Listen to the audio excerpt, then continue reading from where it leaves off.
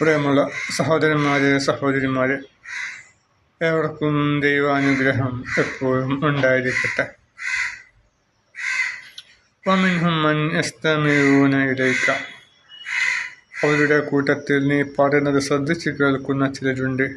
എന്നാൽ ബദരീന്മാരെ അവർ ചിന്തിക്കാൻ ഭാവമില്ലെങ്കിലും നിനക്ക് കേൾപ്പിക്കാൻ കഴിയുമോ? അപ്പോൾ സത്യനിഷേധികളുടെ കൂട്ടത്തിൽ അല്ലെങ്കിൽ ഖുറൈശികളുടെ കൂട്ടത്തിൽ പ്രവാചകൻ പറയുന്നത് ശ്രദ്ധിച്ച് കേൾക്കുന്ന കൂട്ടരുണ്ട്. എന്നാൽ ബദരീന്മാരെ ചെവി കേൾക്കാത്തവരെ അവർ ചിന്തിക്കാൻ ഭാവമില്ലെങ്കിലും നീ കേൾപ്പിക്കാൻ കഴിയുമോ എന്നാണ് ചോദിച്ചത്. ഇവിടെ പല അർത്ഥം ഇവിടെ പറയുന്നുണ്ട്. ശ്രദ്ധിച്ച് കേൾക്കുന്നതെന്ന് വെച്ചാൽ ഇവിടെ പ്രത്യക്ഷത്തിൽ നമ്മൾ മനസ്സിലാക്കുന്നത്, ഒരു കാര്യം ക്ലാസ്സിൽ പറയുമ്പോൾ ശ്രദ്ധിച്ച് കേൾക്കുന്ന കുട്ടികൾ എന്തായിരിക്കും? പഠിക്കാൻ നല്ല കുട്ടികളെ, അനുസരണ കുട്ടികളും പഠിക്കണം, ക്ലാസ് അധ്യാപകൻ എടുക്കുന്ന പഠിക്കണമെന്ന് താല്പര്യപ്പെടുന്ന കുട്ടികളാണ് ഉദ്ദേശിച്ചത്. അതുപോലെ തന്നെ ആയിരിക്കും ഇവിടെ ഉദ്ദേശിച്ചത്. ഖുറൈശികളുടെ കൂട്ടത്തിൽ പ്രവാചകൻ പറഞ്ഞത് കേൾക്കുകയും പ്രവാചകനെ പിൻപറ്റി ഇസ്ലാം മതം സ്വീകരിച്ചവരും ഖുറൈശികളിലുണ്ട്. ഇത് തുലം കുറവായിരുന്നു. അത് പ്രധാന കാരണം അവരിൽ അഹങ്കാരമായിരുന്നു. അവർ വല്ല പ്രമാണിമാരായിരുന്നു ഖുറൈശികൾ. നമ്മളൊക്കെ കാലിന് മുകളിൽ കാലും കയറ്റി വെച്ചിരുന്ന പറയും വലിയ ഖുറൈശിയാണെന്നൊക്കെ പറയും. അല്ലെങ്കിൽ എന്തെങ്കിലും പിന്നെ ഒരു മത്സ്യം മറ്റോ തൊടാൻ പിടിക്കാനോ പറഞ്ഞാൽ, അല്ലെങ്കിൽ ചിലപ്പോൾ മഴക്കുപ്പിടേണ്ട വസ്തുക്കൾ പിടിക്കാൻ പറഞ്ഞാൽ മാറി നിൽക്കുന്ന ഒരു വലിയ ഖുറൈശി, നമുക്ക് തൊടാൻ പറ്റൂല എന്നൊക്കെ പറയും. അപ്പം ഭയങ്കര ആഭിജാത്യമുള്ളവരായിരുന്നു. നമ്മുടെ ബ്രാഹ്മണന്മാരെ പോലെയായിരുന്നു അവർ. കാരണം കഅബയിൽ വരുന്ന തീർത്ഥാടകർക്ക് വെള്ളം കൊടുക്കുന്ന ജോലിയായിരുന്നു അവർക്കുണ്ടായിരുന്നത്. അതിൻ്റെ വരുമാനം കൊണ്ടായിരുന്നു അവരുടെ കുടുംബാംഗങ്ങൾ ജീവിച്ചിരുന്നത്. അവർക്ക് വലിയൊരു സ്ഥാനമാനം ഉണ്ടായിരുന്നു സമൂഹത്തിൽ.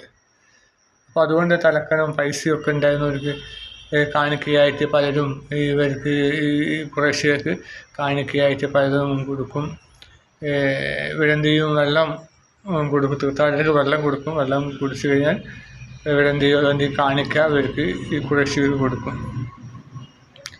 അപ്പോൾ അതുകൊണ്ട് തന്നെ ഇവർക്ക് ഇഷ്ടമായി പണവും കിട്ടിയിരുന്നു. അതുപോലെ ഇവരെ ഭയങ്കര ബഹുമാനമായിരുന്നു മറ്റുള്ള ഇതര നാടുകളിൽ വരുന്ന ജനങ്ങൾക്ക്, തീർത്ഥാടകർക്ക് ഇവർ ഭയങ്കര ബഹുമാനമൊക്കെ.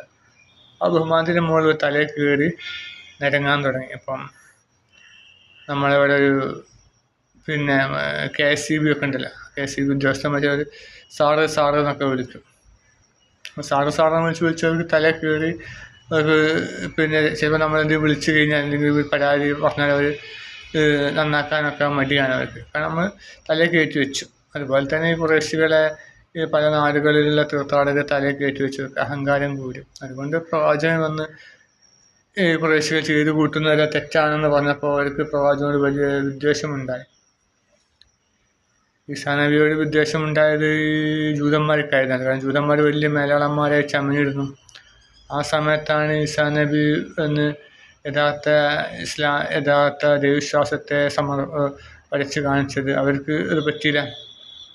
ഇവർ പള്ളികളിൽ പിന്നെ കച്ചവട ഇതാക്കി മാറ്റി, കച്ചവട കേന്ദ്രമാക്കി മാറ്റി. പ്രാവിനെ വിൽക്കുക, മറ്റു പല കാര്യങ്ങൾ, സ്ഥലങ്ങൾ വിൽക്കുക, ഇതൊക്കെ ആയി മാറ്റി പള്ളികൾ. നമ്മളിപ്പോൾ പള്ളികളിലൊക്കെ പോയി കഴിഞ്ഞാൽ പല കമ്പനികളുടെ ഉൽപ്പന്നങ്ങളുടെ ബ്രോഷറുകളൊക്കെ പള്ളി വഴി വിതരണം ചെയ്യുന്നതൊക്കെ നമുക്ക് കാണാൻ കഴിയും. അപ്പം അതിൻ്റെ ആദ്യത്തെ പടിയാണത്. അപ്പം അങ്ങനെ പതുക്കെ വന്ന് മൂസാ നബി മരണപ്പെട്ട് 500 വർഷമൊക്കെ കഴിഞ്ഞിട്ടാണ് തോന്നുന്നു ഈസാ നബി വന്നെന്ന് തോന്നുന്നു.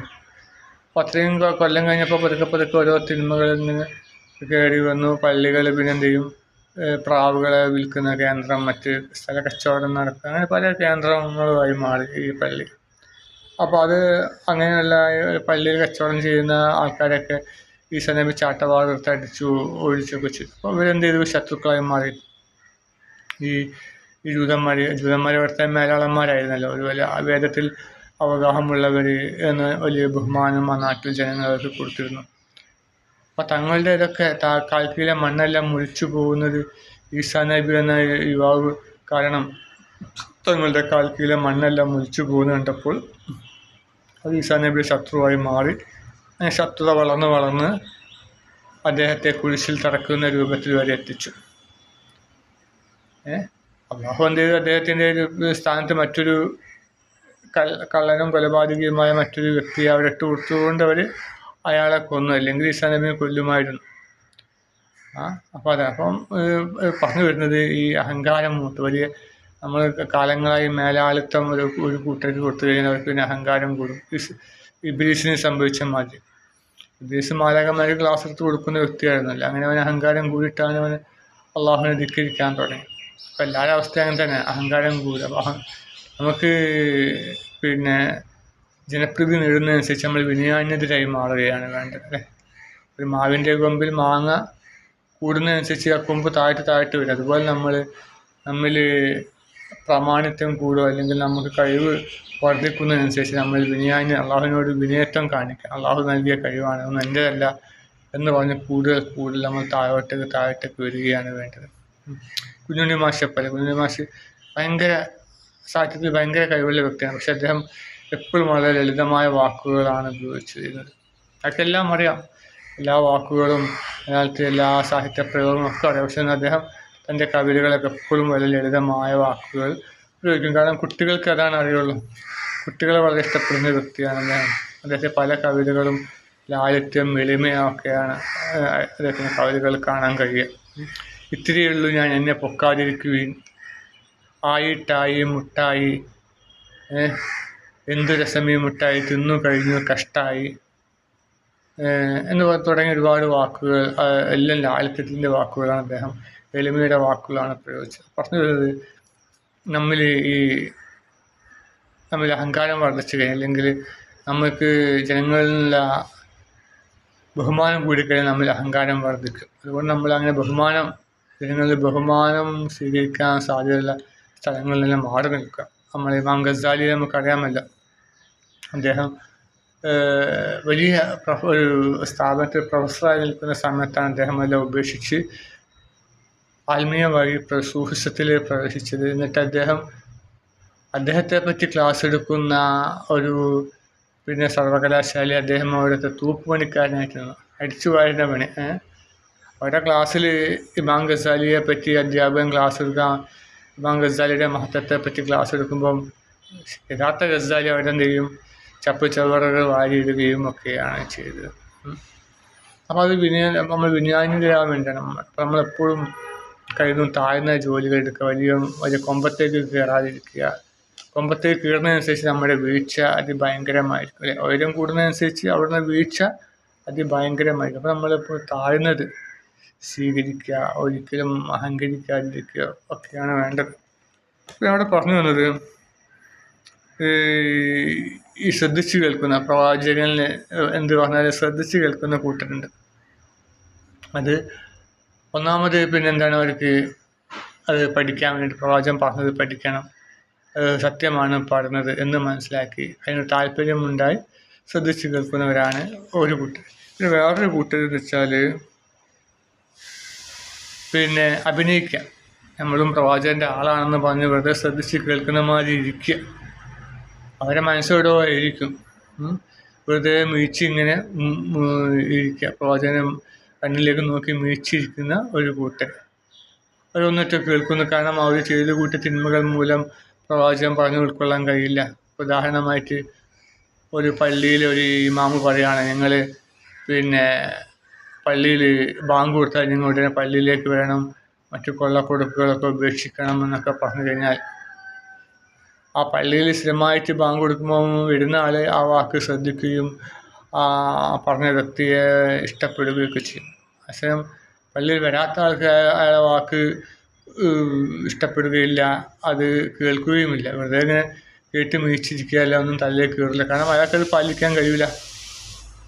അയാളെ പണത്തോടുള്ള പ്രേമം മൂലം അയാൾ ഒരിക്കലും പാലിക്കുകയുമില്ല, വെറുതെ മീച്ചിരിക്കുക മാത്രമേ ചെയ്യുള്ളൂ. അങ്ങനെ ഉള്ള ആൾക്കാരെയാണ് ഇവിടെ ഇപ്പോൾ അങ്ങനെയും ആവാം. ഇവിടെ ശ്രദ്ധിച്ച് കേൾക്കുന്ന കൂട്ടരുണ്ട്. ബധിരന്മാരെ അവർ ചിന്തിക്കാൻ ഭാവമില്ലെങ്കിലും നിനക്ക് കേൾപ്പിക്കാൻ കഴിയും. അവർ ചെവി കേൾക്കാത്തവരാണ്, കേൾക്കാൻ ഭാവമില്ല. അങ്ങനെയുള്ളവർ നിനക്ക് കേൾപ്പിക്കാൻ കഴിയുമോ എന്നാണ് ചോദിക്കുന്നത്. അപ്പോൾ മറ്റൊരു കൂട്ടരുണ്ട്, പ്രവാചകനെ പരിഹസിക്കാൻ വേണ്ടി കേൾക്കും ചില ആൾക്കാർ. പ്രവാചകൻ്റെ ഖുർആൻ വാക്യങ്ങളെല്ലാം ശരിക്ക് പ്രവാചകൻ പ്രവാചകൻ ആദ്യമായിട്ട് ജിബ്രീൽ മാലാഖ ഓതി കൊടുക്കുകയാണ് ചെയ്യുക. ഓതി കൊടുക്കുന്ന മാത്രം തന്നെ പ്രവാചകൻ ഹൃദയസ്ഥമാവും. ആദ്യം തുടക്കത്തിലൊക്കെ പ്രവാചകൻ അതിങ്ങനെ ഉരുവിട്ട് കൊണ്ടുവന്ന് കാണാപ്പാഠം പഠിക്കാറുണ്ടായിരുന്നു. അപ്പം തന്നെ അള്ളാഹു വിലക്കി, അങ്ങനെ ഉരുവിട്ട് കാണാപ്പാഠം പഠിക്കേണ്ട, നീ കേട്ടാൽ മാത്രം മതി, അപ്പോൾ തന്നെ നിൻ്റെ മനസ്സിൽ ഞാൻ പ്രതിഷ്ഠമാക്കി തരുമെന്ന് പറഞ്ഞു. അപ്പോൾ പ്രവാചകന് ഒന്നും ഒരു വാക്കുപോലും വിട്ടുപോകാതെ എന്തെയും ഹൃദയത്തിൽ എന്തെയും പതിയും. ജിബ്രീൽ മാലാഖ പഠന വാക്കുകൾ അതെന്ത് ചെയ്യും, പ്രവാചക അനുയായികൾക്ക് ഓതി കൊടുക്കും. അപ്പോൾ എന്ത് ചെയ്യും, ഈ കേൾക്കുന്ന കൂട്ടത്തിൽ സത്യനിഷേധികളും ഉണ്ടാവും, കാഫിര്യങ്ങളും ഒക്കെ ഉണ്ടാവും. അവരെന്തിനാണ് കേൾക്കുന്നത്, ശ്രദ്ധിച്ച് കേൾക്കുന്നത് എന്തിനാ വെച്ചാൽ അത് നേരെ ഇടാതെ എന്ത് ചെയ്യും, ജൂതന്മാർക്ക് കൊണ്ടേ കൊടുക്കും. അപ്പോൾ ജൂതന്മാർ പറയാം, ഇത് നമ്മളെ തൗറാത്തിലുള്ളതാണ്, അവിടുന്ന് കോപ്പി അടിച്ചതാണ്, അല്ലെങ്കിൽ അത് തെറ്റാണ് അയാൾ പറഞ്ഞത്, ഇങ്ങനെയല്ല ഇങ്ങനെയെന്നൊക്കെ പറഞ്ഞിട്ട് അപ്പോൾ അവർ അതിനെപ്പറ്റി വേറെ ഓരോ വാക്കുകൾ എഴുതി ഉണ്ടാക്കും. അപ്പോൾ അവർക്കും വേണ്ടി പണിയെടുക്കാം, അവരുടെ ഒരു ആളായിട്ട് മാറുക. അങ്ങനെയുള്ള കൂട്ടരും ശ്രദ്ധിച്ച് കേൾക്കുന്നവരും ഉണ്ടാവും. അങ്ങനെയൊക്കെ പല അർത്ഥങ്ങളും ഇതിലുണ്ട്. പക്ഷേ പ്രത്യക്ഷത്തിൽ നമ്മളത് മനസ്സിലാക്കുന്നത്, ശ്രദ്ധിച്ച് കേൾക്കുന്നത് എന്ന് പറയുമ്പോൾ പ്രവാചകനെ ഇഷ്ടപ്പെടുന്ന, പ്രവാചകനെ പറയുന്നത് വിശ്വസിക്കുന്ന, അല്ലെങ്കിൽ അള്ളാഹുവിനോട് താല്പര്യമുള്ള ആ കൂട്ടരെയാണ് ഇവിടെ പ്രഥമ ദൃഷ്ടിയ നമ്മൾ വായിക്കുമ്പോൾ തന്നെ നമ്മുടെ മനസ്സിലേക്ക് വരിക. ഖുർആൻ പറയുമ്പോൾ ഖുർആനിലെ ഓരോ വാക്യങ്ങളും അത് നമുക്കുള്ളതാണ്, നമുക്ക് വേണ്ടിയുള്ളതാണ് എന്ന് ചിന്തിച്ച് ഖുർആനിലേക്ക് കൂടുതലായി എടുക്കുന്ന ആ ഭാഗ്യമാരുടെ കൂട്ടത്തിൽ അള്ളാഹു നമ്മെ ഉൾപ്പെടുത്തുമാറാകട്ടെ. ആമീൻ.